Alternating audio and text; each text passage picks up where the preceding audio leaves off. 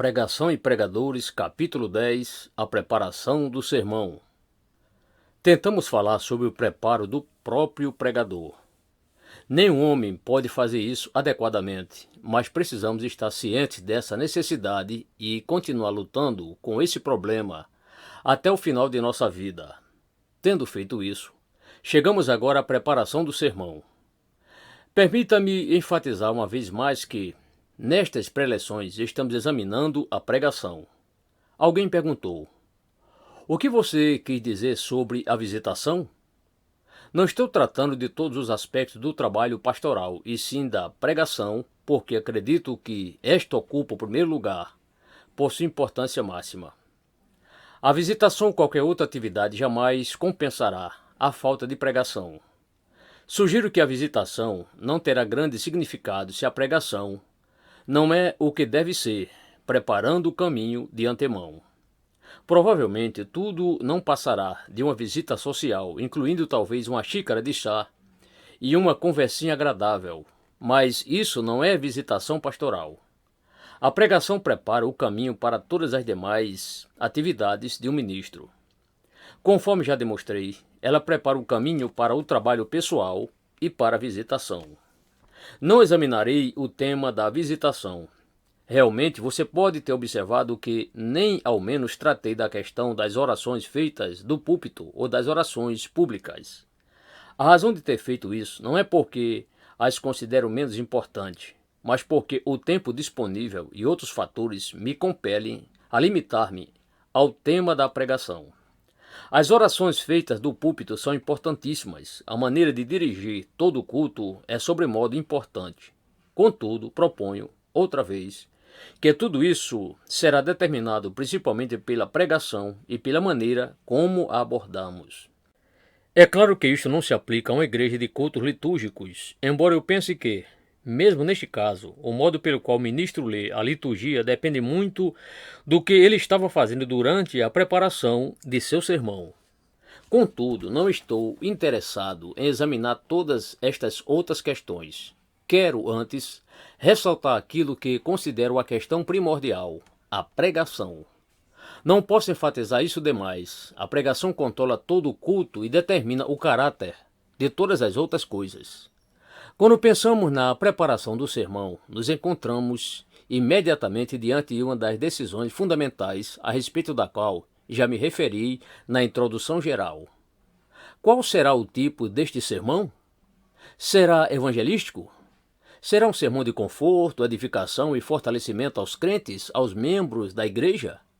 Ou será um tipo mais geral de instrução na mensagem da Bíblia? Como é evidente, esta é uma decisão importante. E visto que já me referi a ela, reafirmo-a agora porque é uma questão que surge imediatamente neste ponto. Havendo decidido sobre o tipo específico de sermão, em seguida chegamos à questão bastante prática da sua preparação.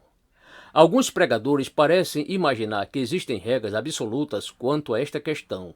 Creio que as coisas não são assim. Portanto, exponho apenas algumas sugestões experimentais baseadas em meu próprio entendimento e experiência sobre estes assuntos. Considerando todo o quadro, eu diria que não devemos pregar sobre assuntos por si só. O que estou tentando dizer é o seguinte: lembro-me de um capelão das Forças Armadas dos Estados Unidos que serviu durante a Segunda Guerra Mundial. Ele me contou o que fizera em certa oportunidade quando estava na Inglaterra. Encontrava-se estacionado em certa porção do país quando lhe pediram que pregasse em um domingo em certa igreja local que ele frequentava. Ele chegara a determinadas conclusões a respeito do estado espiritual daquela congregação. Portanto, disse-me ele, em face do que eu havia observado, resolvi apresentar-lhes meu sermão sobre a justificação pela fé. Fiz-lhe algumas perguntas e descobri que, após terminar o seu treinamento em um seminário teológico bem conhecido, aquele homem preparou uma série de sermões sobre vários temas teológicos e doutrinários. Ele tinha um sermão sobre a justificação, outro sobre a santificação, outro sobre a providência divina, outro sobre escatologia e assim por diante. Em outras palavras, ele começava com um assunto e depois procurava um texto bíblico com o qual abordasse aquele assunto. Mas o que ele estava fazendo na realidade era apresentar preleções sobre justificação pela fé e outros temas diversos. É isso que pretendo dizer quando falo que não se deve pregar sobre assuntos.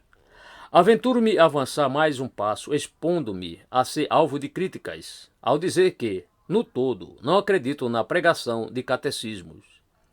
Existem pessoas às quais respeito grandemente que fazem disso uma prática regular, mas proponho que este não é um modo sábio de proceder, especialmente porque tende a produzir uma atitude teórica para com a verdade, uma atitude ultra-intelectual para com a verdade. Não estou dizendo que não acredito em ensinar o catecismo ao povo. É claro que acredito. Mas a minha opinião é que isso deve ser feito noutra ocasião e de maneira diferente. Eu colocaria isso sob a categoria de instrução, abordando o assunto por meio de uma série de preleções. Ao que me parece, o melhor dizer às pessoas que leiam e estudem o catecismo por si mesmas e considerem-no juntas em grupos de discussões e debate. Digo tudo isso porque creio, conforme vem indicando, que na pregação a mensagem sempre deve originar-se diretamente das Escrituras, e não de formulações preparadas pelos homens, embora eles sejam os mais excelentes indivíduos. Afinal, esses catecismos foram produzidos por homens, cujo intuito era enfatizar certas coisas em sua situação histórica peculiar, em contraposição a outros ensinos ou atitudes específicos. No melhor dos casos, por conseguinte, eles tendem a ser incompletos, tendem a caracterizar-se por alguma ênfase específica. Por isso mesmo, inclinam-se a deixar de fora certas coisas. Mas o meu argumento final contra a pregação de catecismo é que esse mesmo objetivo pode ser alcançado por meio da pregação fundamentada nas Escrituras, da maneira como venho salientando, pois, afinal de contas, os catecismos se derivam das Escrituras. A função de um catecismo, conforme penso, em uma análise, não é prover material para a pregação, é salvaguardar a fidelidade da pregação e também salvaguardar a interpretação dada pelo povo quando estiverem lendo a Bíblia. Visto que esta é a principal função dos credos e dos catecismos, sem dúvida é um erro pregar constantemente com base no catecismo, ano após ano, em vez de pregar a palavra diretamente das Escrituras, tendo-as sempre abertas diante das pessoas, e a mente das pessoas voltadas às Escrituras, em vez de serem dirigidas à compreensão dos homens a respeito dos ensinos da Bíblia. Embora aquilo que você esteja pregando seja a sua compreensão sobre o significado e o ensino das Escrituras, este método preserva e enfatiza de forma bem clara a ideia de que está expondo uma mensagem extraída da Bíblia, e não os dogmas de uma igreja em particular. Supondo que esta seja toda a verdade concernente a assuntos e a catecismos, chegamos à grande indagação. O que exatamente devo fazer? Pregarei sobre textos avulsos? O que entendo por textos avulsos é que eles não pertencem a uma série, mas são textos dos quais você toma um versículo ou um parágrafo específico aqui e acolá, de tal modo que não há sequência ou conexão entre os sermões de domingo a domingo. Portanto, devemos pregar sermões baseados em textos esparsos ou sermões que constituem séries. Os pregadores com frequência têm defendido acirradamente os seus pontos de vista quanto a isso. Esta é uma questão deveras interessante e, como é lógico, muito importante. Um dos maiores pregadores do século passado, se não o maior de todo, Charles Haddon Spurgeon, assumiu uma posição firme sobre isso. Ele não acreditava que devemos pregar uma série de sermões. De fato, opunha-se vigorosamente a tal prática. Ele dizia que, em certo sentido, é atrevido o indivíduo decidir pregar uma série de sermões.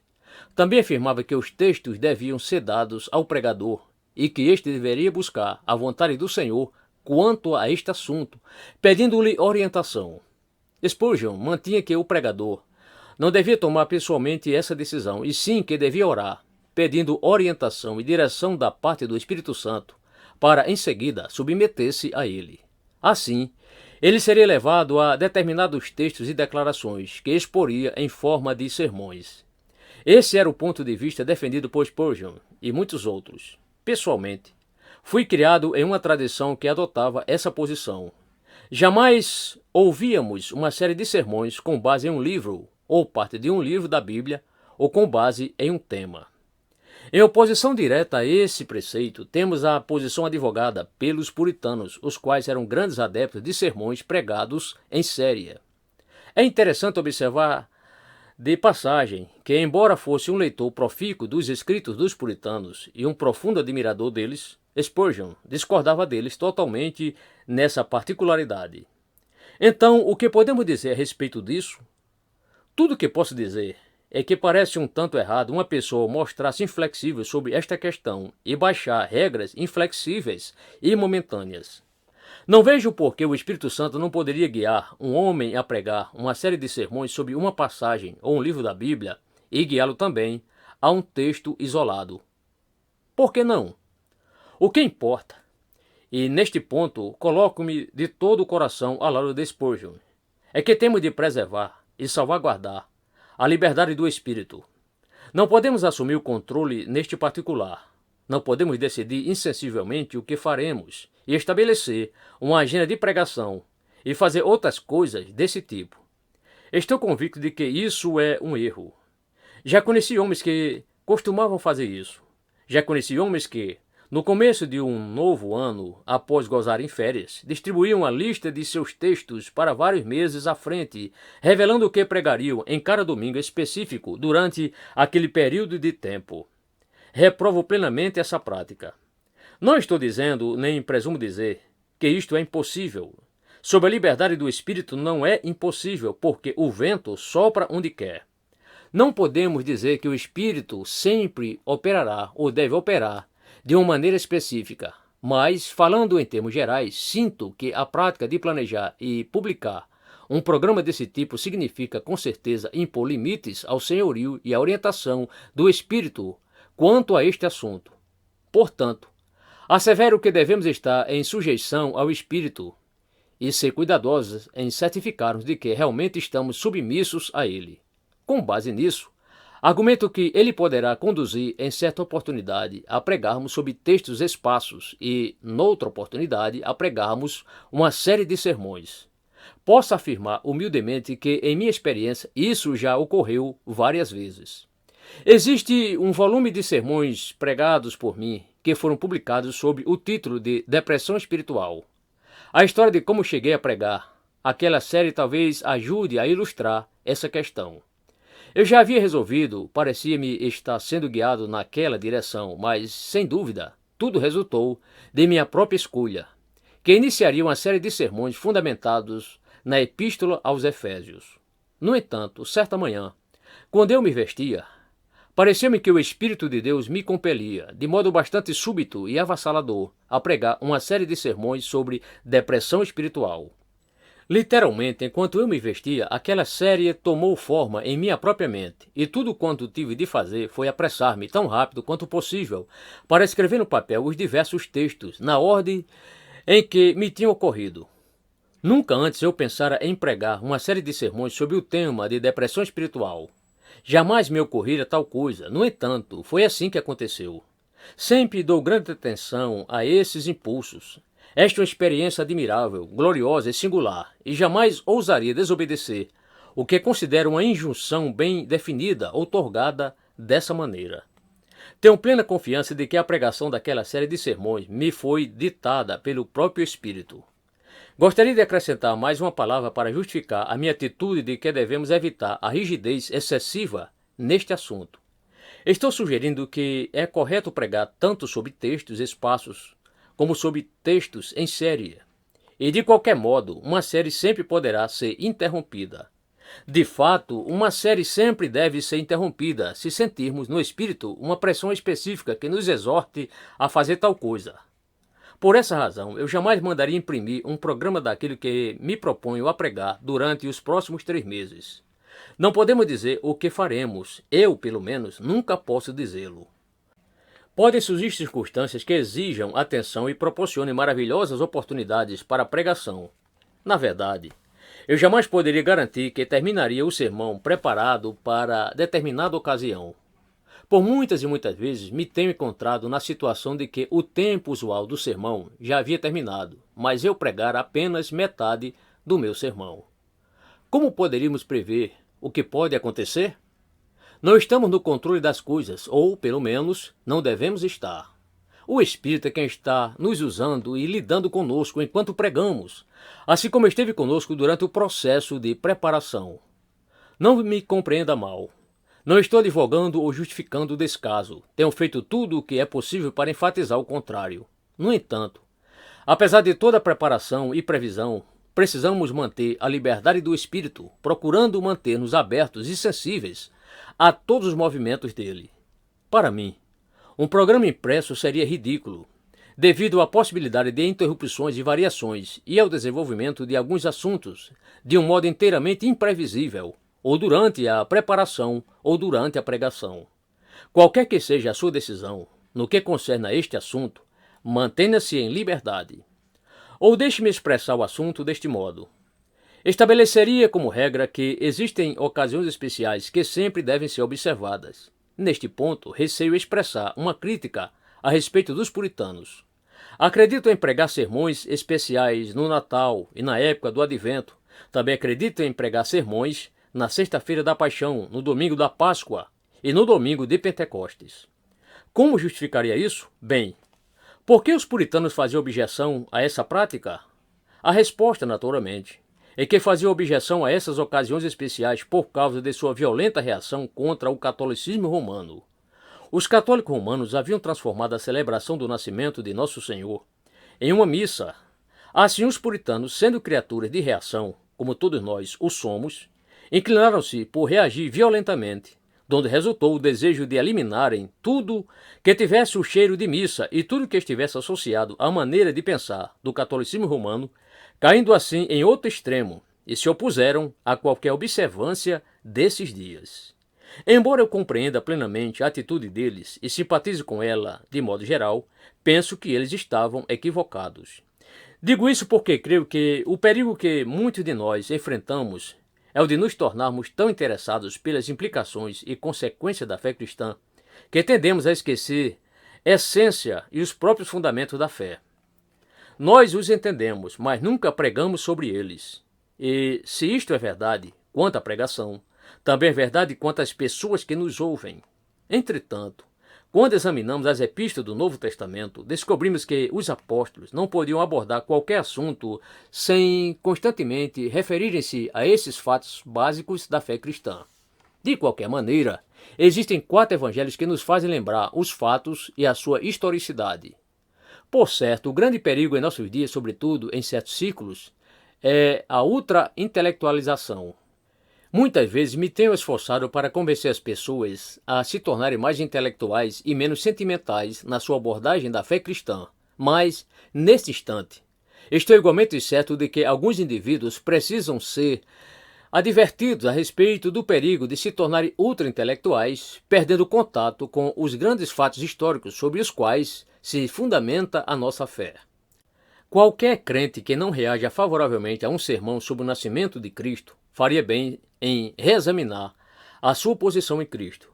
E se você mesmo, na qualidade de pregador, não se pode comover por um sermão que aborde os fatos e os detalhes da morte de nosso bendito Senhor na cruz, no Monte do Calvário, se você não sente como se jamais os houvesse pregado antes, se não for tão tocado por esses fatos como jamais fora no passado, então reafirmo que seria aconselhável examinar os seus alicerces. E a mesma coisa é verdadeira no caso dos ouvintes. Portanto, essas ocasiões especiais têm grande valor nestes aspectos, de modo que nos compelem a voltar ao passado e relembrar estas coisas que, afinal de contas, são os princípios fundamentais sobre os quais repousa toda a nossa posição. Vou mais além. Acredito que devemos lançar mão de quase todas as ocasiões especiais como oportunidades para pregar o Evangelho. Portanto, em acréscimo ao que já disse, sempre me aproveito do primeiro domingo de um ano novo dessa maneira. Você poderá indagar: qual é a diferença entre o dia 1º de janeiro e 31 de dezembro? Ora, em certo sentido, você está correto. Esta é uma atitude puramente intelectual. Para essa atitude, todos os dias são idênticos. Para a pessoa comum, no entanto, existe certa diferença. O ano novo. O tempo de tomar boas resoluções. Naturalmente, sabemos que, mormente, essas resoluções são imprudentes e não levam a nada. As pessoas repelem-nas a cada ano e provavelmente não as mantêm nem mesmo por uma semana. No entanto, continuam fazendo isso. Mas talvez alguém pergunte: de que adianta atentar a essas coisas? Uma vez mais, este é um ponto de vista teórico. Não devemos aceitar esses pontos de vista teóricos conforme venho procurando demonstrar. Precisamos avaliar nossa congregação, nosso povo, tratá-los como seres humanos. Relembrando a verdade de que aquele que ganha almas é sábio. Devemos tirar proveito de tudo e qualquer coisa que apresente o Evangelho às pessoas. Por conseguinte, quando se inicia um ano novo, há uma oportunidade óbvia de lembrarmos às pessoas a natureza da vida. Todos nós tendemos a esquecer este fato. Você pode ficar tão interessado em grandes problemas teológicos, intelectuais e filosóficos que esquece que haverá de morrer um dia. E o povo imerso nos negócios, nos prazeres e na família é igualmente dado esquecer-se. Portanto, eis uma oportunidade preparada e oferecida a você para esclarecer a todos o caráter passageiro da vida neste mundo e lembrar-lhes que ninguém pode se dar o luxo de assentar-se como espectador ou crítico dos pregadores e da pregação. Você poderá lembrar-lhes que estão envolvidos em tudo isso, que não lhes dirige a palavra a respeito de um assunto teórico, e sim do mais vital de todos os assuntos, e que, goste ou não, ele se aproxima de um fim inadiável, inevitável, porque está chegando o juízo final. O pregador que não aproveita estas oportunidades é um tolo e não está apto para ocupar o púlpito. Jamais esqueci meu senso de desapontamento há poucos anos passados, quando tive a experiência que descrevo em seguida.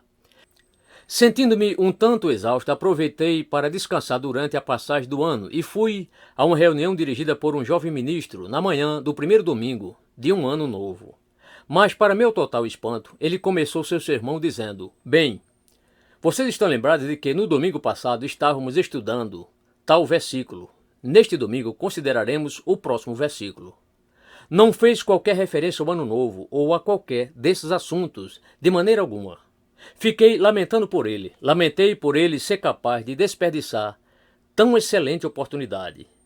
À parte de qualquer outra coisa, essas ocasiões especiais facilitam a nossa tarefa. São oportunidades preparadas para o pregador. Qualquer coisa que acontece no mundo, qualquer coisa notável, qualquer fenômeno, é algo que sempre devemos aproveitar. Recordo que li sobre um incidente na vida de John Fletcher e de Medley, aquele homem consagrado e extraordinário que viveu há 200 anos. Ele era capelão em Medley, no condado de Stafford, na Inglaterra. Repentinamente, ocorreu um terrível desastre no rio Severn. A enchente do Severn, naquele ano, foi anormal, resultando em grande número de pessoas mortas por afogamento por causa do transbordamento do rio. Essa catástrofe levou John Fletcher a pregar um inesquecível sermão, no qual fez alusões frequentes a acontecimentos trágicos de consequências terríveis. Também me lembro de haver lido como, mais ou menos na mesma época, um bom número de pregadores do século XVIII se utilizaram do terremoto que sacudiu a cidade de Lisboa, em Portugal, no ano de 1751. Todos eles tiravam proveito desses eventos. Não pregaram sobre o terremoto propriamente dito, mas usaram o fato para ressaltar diante das pessoas a natureza efêmera da vida, reforçando o convite para que se arrependessem. Um terremoto faz as pessoas meditarem, tal como o faz um tornado ou um vendaval, e isso dá ao pregador a sua oportunidade. Porquanto o teu coração se enterneceu. É o comentário favorável do Antigo Testamento a respeito do rei Josias. Também devemos lembrar estas palavras de um hino: Salvador, enternecido o meu coração, eu entrego a ti. Há ocasiões em que nosso coração se abranda e inclinamo-nos mais a responder favoravelmente. É a essência da sabedoria e, de fato, bom senso aproveitarmos todas essas circunstâncias. Embora você tenha planejado a mais extraordinária série de sermões que o mundo já conheceu, interrompa se houver um terremoto. Se você não pode ser desviado de uma rotina mecânica por meio de um terremoto, não há esperança para você. Estes são os meus sentimentos concernentes ao assunto de pregarmos com base em trechos esparsos ou usarmos uma série de sermões. No que tange à pregação sobre textos esparsos, Já comentei isso quando tratava do preparo do pregador. Adverti contra o péssimo hábito de ler as Escrituras à procura de textos e salientei que sempre devemos lê-las para nosso próprio bem e edificação. Também ressaltei como, ao fazê-lo, você encontraria certas declarações que muito o impressionariam e comoveriam. E já disse o que você deve fazer quanto a isso. Qualquer pessoa que siga essa prática descobrirá que nunca se entristecerá por falta de textos, antes acumulará uma pilha de esboços de sermões preparados enquanto lê a Bíblia, visando a sua própria edificação. Além disso, você descobrirá que os sermões como que lhe serão dados. Eles lhe virão de maneira direta e você quase não terá de mexer neles. Não sei se todos concordariam comigo nesse respeito, mas a minha própria experiência tem sido que isso me acontecia com maior frequência nos primeiros anos de meu ministério. Desde então tem ocorrido menos. Penso que isso se deve totalmente à bondade de Deus. Ele sabe quem somos, pois Ele conhece a nossa estrutura. E sabe que precisamos mais dessa forma de ajuda no começo da carreira ministerial. Assim como damos encorajamento extra às crianças e lhes fazemos coisas que não faremos mais tarde, porque desejamos que elas cresçam, assim também, conforme penso, Deus age para com o pregador. Você descobrirá que Ele se mostra muito bondoso e gracioso para com você, no princípio, dando-lhe textos e sermões. Às vezes, um sermão completo talvez lhe ocorrerá.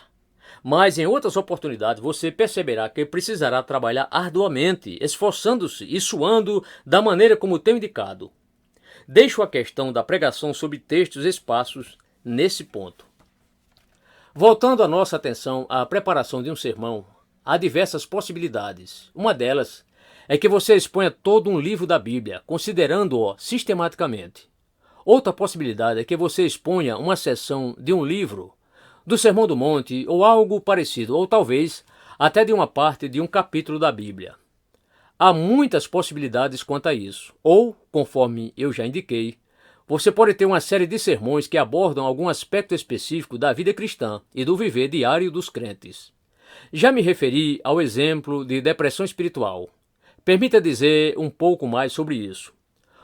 O que determinou a minha pregação daquela série, na realidade, foi uma combinação de alguns dos fatores que tenho mencionado. Já esclareci como você pode acumular um grande número de esboços de sermões. Eu estava fazendo isso há alguns anos, razão pela qual eu tinha inúmeros sermões. Isto foi que aconteceu na ocasião, quando me vestia naquela manhã. Deus me mostrou que já havia na pilha de esboços uma série de sermões já pronta sobre o tema depressão espiritual. Toda a pilha de sermões não tratava do assunto, mas havia sermões esparsos que poderiam ser expostos na ordem certa, formando uma série. Foi uma experiência marcante para mim, que ainda não esqueci, nem esquecerei. Se estou bem lembrado, ali mesmo fui capaz de registrar no papel 21 esboços de sermões. Obtive os esboços ali mesmo. E tudo que parece haver acontecido naquele momento foi que o Espírito os pôs em ordem para mim. Portanto, tudo o que tive de fazer foi examinar a pilha de esboços para escolher entre eles o que me interessava mais particularmente. Logo me pareceu que a ordem sugerida era perfeita e não ousei mudá-la de maneira alguma. Acrescentei mais um ou dois sermões no final, mas até neste caso os esboços não estavam naquela pilha. Este método, repito, não somente é correto em si mesmo, mas alivia grandemente a carga e o labor do ministro. Evita aquela terrível posição na qual, com tanta frequência, tenho encontrado certos homens de procurarem freneticamente textos no sábado para pregarem no domingo. Já soube até de homens que foram para a cama na noite de sábado, sem estarem preparados para a tarefa. Porém, se você agir conforme tenho sugerido, descobrirá que este método funciona de maneira interessante e até estimulante. Gostaria de enfatizar novamente que, enquanto agimos assim, sempre devemos nos mostrar expositivos. Sempre expositivos. Se você seguir o método que venho defendendo, será expositivo, porque, quando esses textos o impressionarem, você fará uma pausa para os examinar e desenvolver os esboços deles. Em outras palavras, os esboços serão os tópicos de uma exposição. Não aprovo o método mediante o qual alguém toma um assunto como depressão espiritual, desenvolvendo-o por si mesmo para depois procurar textos que servirão como ganchos convenientes nos quais ele pendurará seus pensamentos sobre o assunto. Eu me oponho a isso. O assunto do sermão sempre deve ser derivado das Escrituras, sempre deve ser expositivo. E se alguém mostrar-se leal ao ensino das Escrituras, descobrirá que pode abordar todos os diferentes aspectos da verdade, fazendo-o de maneira melhor do que se estivesse procurando desenvolver essas coisas por si mesmo, de um modo mais ou menos filosófico. Uma série de sermões pode ser longa ou breve. Como é que podemos decidir isso? Lembro-me de que, anos atrás, em uma conferência de estudantes de teologia, houve intensa discussão sobre o assunto concernente a quão longa deve ser uma série de sermões. Recordo que, na ocasião, defendi ardentemente as séries breves. Como é que alguém pode viver o bastante para desdizer o que dissera antes? No entanto, aquela era a minha posição na época e quero justificá-la. Ninguém pode determinar normas e regulamentos sobre estes assuntos, e precisamente neste ponto que, segundo penso, temos de ser criteriosos no uso dos escritos de pregadores como os puritanos. O perigo consiste em lermos esses escritos e depois afirmar: isto é uma maravilha. É assim que se deve pregar. Entretanto, se você tentar imitá-los, descobrirá que não é assim que se deve proceder. Por que não? Uma das razões é que tudo depende muito do pregador. O que um homem pode fazer, outro não pode, e para este é perigoso tentar fazê-lo. Tudo isso depende não apenas da pessoa do pregador, bem como igualmente do seu estágio de desenvolvimento. Um pregador sempre deve estar crescendo, avançando e se desenvolvendo, de modo que aquilo que ele não podia fazer em sua juventude deve ser capaz de fazê-lo na maturidade e na velhice. Assim, qualquer rigidez quanto a estas questões tem de ser evitada. Lembro-me de ter ouvido falar a respeito de um homem muito capaz, que viveu no século XIX, um excelente teólogo que, antes de haver se tornado presidente de uma instituição teológica, havia sido pastor de uma igreja em Londres. Ele começara a pregar à sua gente, principalmente aos operários e às esposas destes, aos domingos à noite, uma série de sermões sobre a Epístola aos Efésios. O resultado foi que ele acabou perdendo a sua congregação. Todos eles tinham o maior respeito e admiração possível por ele e apreciavam-no como homem. Mas o fato é que simplesmente não podiam digerir aquilo. Ele estava pregando acima da capacidade de compreensão dos ouvintes, que não estavam sendo alimentados. A intenção dele era boa, mas os sermões, conforme eles mesmos diziam, eram profundos demais para eles e a série era exageradamente longa. Não suportavam tal coisa e clamavam por alívio. Portanto, você precisa ter cuidado com isso. Em outras palavras, retorno a algo que já disse, mas agora reitero enfaticamente, ou seja, você precisa avaliar-se continuamente, bem como a sua congregação. E sempre deve estar preparado a fazer ajustes. Não siga um plano rígido, pré-estabelecido, o qual você queira mudar. Lembro-me de ter ouvido falar a respeito de um pregador insensato que experimentara uma mudança de uma maneira de pensar e em suas atitudes, o qual, em resultado disso, pregava constantemente sobre um único tema, seguindo uma única linha de pensamento. Alguém lhe disse que já ouvira queixas por causa disso, da parte de algumas pessoas de sua igreja. Sua resposta foi: eles têm de aceitar isso, quer gostem, quer não. Há um sentido em que posso justificá-lo por ter falado assim, mas, da maneira como ele disse, certamente isso era muito errado. A tarefa do pregador consiste em persuadir e ensinar as pessoas a aceitarem a verdade, afastando-as do que é falso, mas não jogando sobre elas a verdade. Assim, ele deve estar se ajustando continuamente à medida que toma consciência da mudança das condições.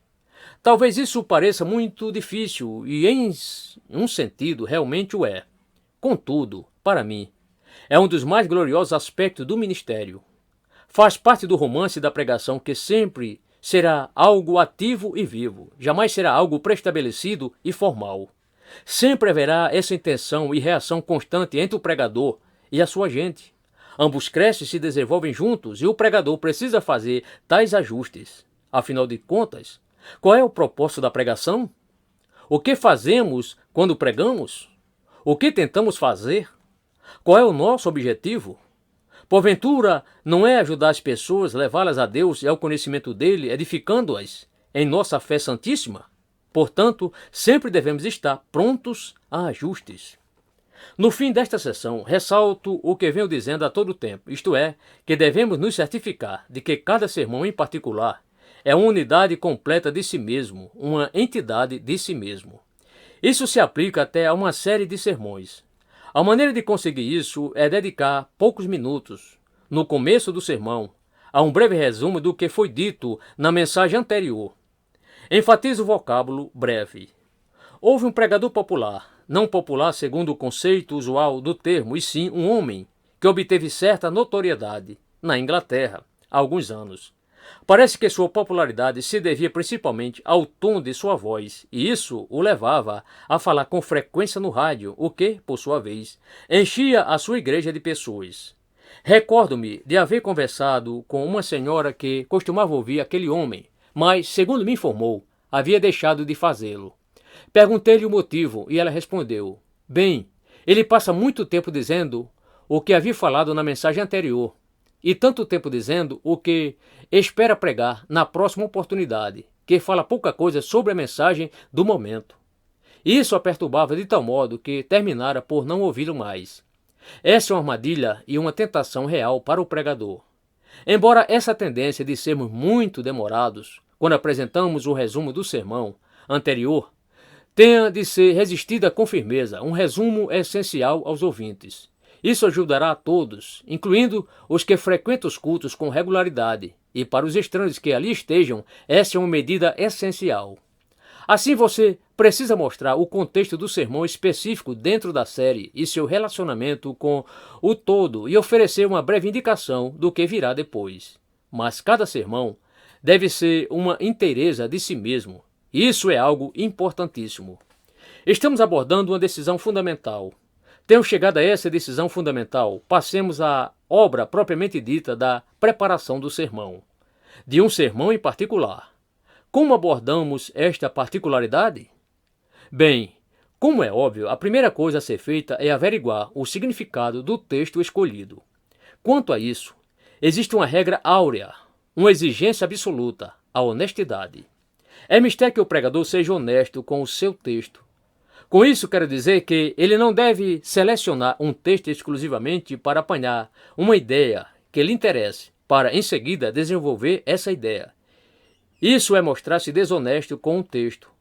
Talvez algumas ilustrações ajudem a esclarecer este ponto. Lembro-me da primeira vez que eu ouvi pelo rádio um pregador famoso. Ele anunciou que pregaria sobre transformando o lugar de sua crucificação em um jardim. De imediato, comecei a perguntar-me qual seria a fonte daquele tema. Logo, ele disse-nos que o seu texto se encontrava no Evangelho de João, onde lemos: no lugar onde Jesus fora crucificado, havia um jardim. João 19:41. Assim dizia o texto. Mas, conforme podemos ver, o sermão se propunha a transformar em um jardim o lugar de nossa crucificação. No entanto, no próprio texto não havia coisa alguma nesse sentido. O jardim estava lá, e estava lá desde antes da crucificação. Não foi a crucificação que produziu o jardim. No entanto, para dar a si mesmo a oportunidade de pregar um sermão bastante sentimental a respeito de como as pessoas que padecem de enfermidades devem reagir à sua triste condição, ele deturpou o texto e anunciou que as pessoas boas que aceitam tudo com bom espírito, seja mais se queixarem ou murmurarem, transformam seus lugares de crucificação em um jardim. Em seguida, foram expostas diversas histórias sentimentais de pessoas nessas condições, e isto se prolongou por 25 a 30 minutos. Ora, resta somente uma coisa para dizer sobre isso. Esse artifício é a mais completa desonestidade, nada mais se pode dizer a respeito. Consideremos outro exemplo. De um homem que pregava sobre Naamã, o sírio. Você deve estar lembrado que a história gira em torno da recusa daquele comandante do exército em mergulhar nas águas do Rio Jordão. Um rio miseravelmente pequeno em contraste com os rios Abana e Fafá. No entanto, o tema do sermão era a importância de coisas insignificantes da vida. Isto, novamente, é apenas uma afronta contra o texto. porquanto o sentido daquele texto e seu contexto não é demonstrar a importância de coisas insignificantes na vida, e sim mostrar que Naamã nunca poderia ser curado por Deus enquanto não se humilhasse, o que é uma ilustração de que todos precisamos nos submeter ao caminho de salvação oferecido por Deus. Mas isso não foi, sob hipótese alguma, mencionado em todo o sermão. O conceito subjacente dessa afronta contra um texto é que simplesmente retiramos dele uma ideia, qualquer pensamento que nos agrade, como, por exemplo, o fato de que o Rio Jordão era realmente menor que os outros rios, e ignoramos o real significado do texto e seu contexto. Este procedimento não é apenas superficial, é verdadeiramente desonesto. É um abuso contra as declarações das Escrituras. Ou consideremos outro exemplo ainda mais impressionante. Estou oferecendo deliberadamente ilustrações baseadas em incidentes que envolveram pregadores populares. Esse outro homem anunciou o seu tema como Meu Evangelho. O seu texto era a declaração de Paulo em 2 Timóteo 2, verso 8. Lembra-te de Jesus Cristo, ressuscitado de entre os mortos, descendente de Davi, segundo o meu Evangelho. Ele começou fazendo a seguinte indagação: vocês podem dizer meu Evangelho? E acrescentou imediatamente: é claro, talvez não seja o meu Evangelho, mas e o de vocês? Esse era o ponto principal dele. Podeis dizer meu Evangelho? Então houve uma tirada contra o tradicionalismo, a ortodoxia, a teologia sistemática e, de fato, contra todo tipo de teologia. A única coisa que realmente importaria seria a experiência pessoal, o meu Evangelho. O que era realmente espantoso e quase incrível é que aquele homem pudesse dizer tal coisa, porquanto o que Paulo afirmava realmente é que não se tratava de seu próprio Evangelho, não se tratava de algo que ele originou em sua própria experiência, e sim Jesus Cristo, ressuscitado dentre os mortos, descendente de Davi. O apóstolo, na verdade, estava escrevendo especificamente para contradizer o tipo de coisa que aquele pregador asseverava e enfatizando que existe um único evangelho, aquele que ele pregava. O evangelho fundamentado sobre o fato histórico e vital de que Jesus, o Cristo, é o Filho encarnado de Deus, nascido da descendência de Davi, segundo a carne, e que ressuscitou literalmente do sepulcro em seu próprio corpo. Tudo isso estava sendo totalmente ignorado. De fato, estava sendo negado. A grande mensagem daquele pregador era: já passastes por alguma experiência pessoal? Nossa vida foi transformada? Ele simplesmente extraiu as palavras meu evangelho e ignorou totalmente o restante do versículo, quanto mais o contexto do mesmo. Na verdade, tudo não passava de uma afronta à compreensão teológica do evangelho, ou ao entendimento de como dar razão da esperança que há em vós. Tudo não passou de uma exaltação da experiência pessoal, sem importar a causa dessa experiência. Uma vez mais, resta-nos dizer apenas uma coisa. Isto é um artifício completamente desonesto, é um abuso, uma distorção daquilo que o texto diz. Temos de ser honestos com os textos que escolhemos, e sempre devemos aceitá-los dentro de seus respectivos contextos. Essa é uma regra absoluta. Esses outros indivíduos que não observam essa norma não estão interessados por ela, pois vivem sempre procurando ideias.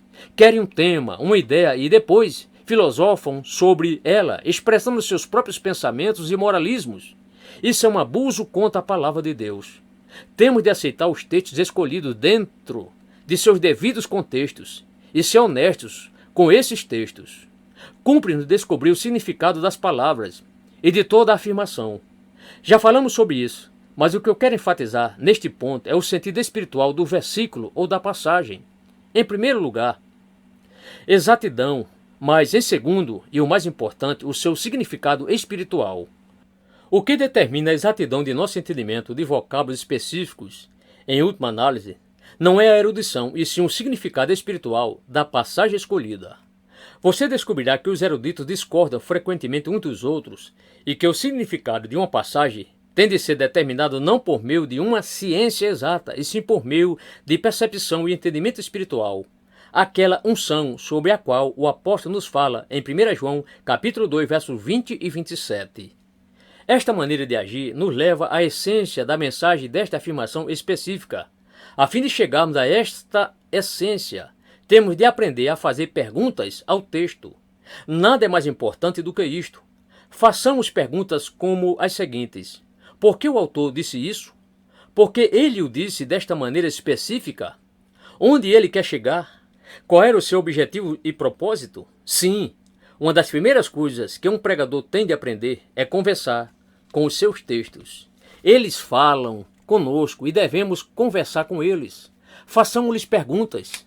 Este é um método bastante proveitoso e estimulante. Ao mesmo tempo, jamais devemos forçar os nossos textos. Uma vez poderá ocorrer-lhe emocionando e arrebatando. Porém, se você perceber que precisa manipular ou forçar alguma passagem para que ela se coadune com uma ideia pessoal, não faça isso. É melhor sacrificar um bom sermão do que forçar qualquer texto bíblico. Depois de fazer perguntas ao texto ou enquanto as faz, você precisa averiguar a exatidão do entendimento que você obteve do texto, consultando dicionários e comentários. Aquilo que almejo, aquilo que me interessa é que você se certifique de que está chegando realmente à mensagem central, à ideia central e ao significado deste texto, desta afirmação específica.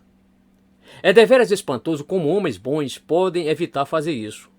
Tenho chegado a um estágio em que não estou muito certo de que alguém aprende mais a pregar por pregar pessoalmente ou por ouvir a outros. Suponho que o melhor é a combinação das duas coisas. Entretanto, durante certa enfermidade recente e enquanto me recuperava de uma cirurgia, tornei-me um ouvinte durante quase 6 meses e aprendi muito. Certa manhã de domingo, ouvi um homem pregar sobre Gálatas 3, verso 1. Ó Gálatas insensatos! Quem vos fascinou a vós outros, ante cujos olhos foi Jesus Cristo exposto como crucificado? O tema do sermão era o perigo de deixar-se desviar. A introdução do sermão foi boa e legítima, à parte da exagerada elaboração do assunto Olhos Fascinadores e de uma pequena investigação a respeito do mesmerismo. Muito bem, eu estava preparado para aceitar isso, porém, o restante do sermão foi devotado às coisas que, na epístola dele, tende por distrair o povo, especialmente a teologia e a ortodoxia. Ora, segundo o meu parecer, aquele bom homem estava perdendo de vista a mensagem principal. Por certo, o apóstolo dizia algo assim: ó Gálatas insensatos, quem fascinou vocês a que não obedeçam à verdade, pois ante os olhos de vocês, Jesus Cristo foi apresentado como um espetáculo crucificado entre vocês? O apóstolo estava perplexo por causa daqueles Gálatas. Mas a respeito de quê? Bem, o que deixava Paulo perplexo era que houvesse algo capaz de afastar a atenção desses Gálatas insensatos da sublime e gloriosa verdade exibida diante deles, a morte do Filho de Deus na cruz, no Monte Calvário, a verdade que Paulo havia exposto ante os olhos deles. Paulo estava admirado com o fato de que alguma coisa pudesse afastá-los da glória da cruz. No entanto, a cruz, bem como seu significado e sua mensagem, jamais foi mencionada naquele sermão. Todo o tempo foi dedicado a falar sobre os espetáculos paralelos, as coisas que geralmente distraem a nossa atenção. Contudo, nada foi dito sobre o objeto do qual a nossa atenção é desviada. Por certo, Paulo expressava sua completa perplexidade e espanto ante o fato de que alguém que tivesse recebido uma rápida visão desta glória a esquecesse, devido à sua preocupação com questões como a circuncisão. No entanto, nada disso transpareceu naquele sermão. Em certo sentido, aquele pregador não disse nada errado, exceto seu ataque incidental contra a ortodoxia.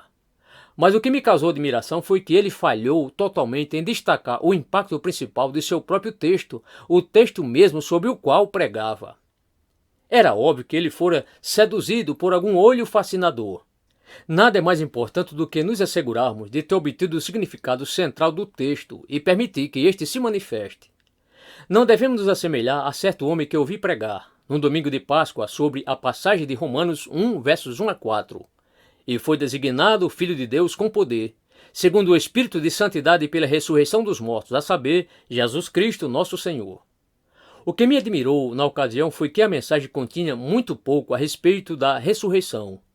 O bom homem explicou de modo excelente o significado das palavras e enfatizou com certeza que Jesus é o Filho de Deus.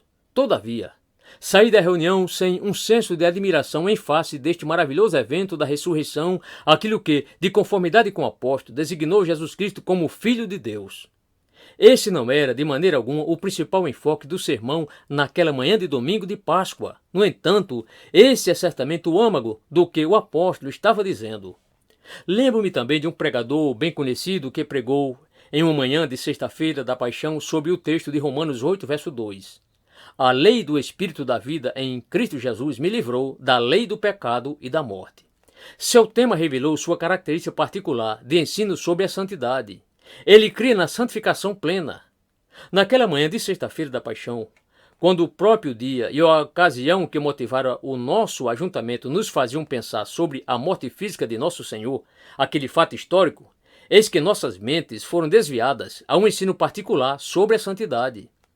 E, uma vez mais, isso aconteceu não somente porque aquele versículo foi mal compreendido, mas também porque o pregador ignorou os versículos anteriores e posteriores.